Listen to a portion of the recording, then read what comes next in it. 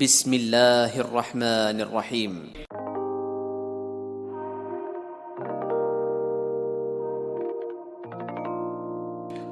حضرت عبادہ بن صامت رضی اللہ تعالی عنہ سے مروی ہے، رسول اللہ صلی اللہ علیہ وسلم نے فرمایا، جو شخص اللہ تعالیٰ سے ملنا چاہتا ہے اللہ تعالیٰ بھی اس سے ملنا چاہتا ہے، اور جو شخص اللہ تعالیٰ سے ملنا نہیں چاہتا اللہ تعالیٰ بھی اس سے ملنا نہیں چاہتا۔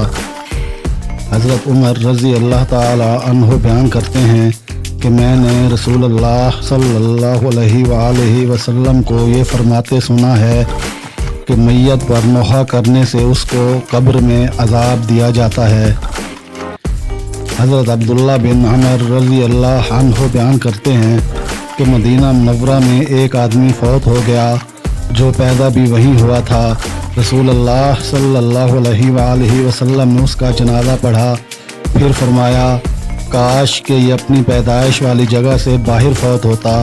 صحابہ کرام رضی اللہ عنہم نے عرض کیا، اے اللہ کے رسول صلی اللہ علیہ وآلہ وسلم، کیوں؟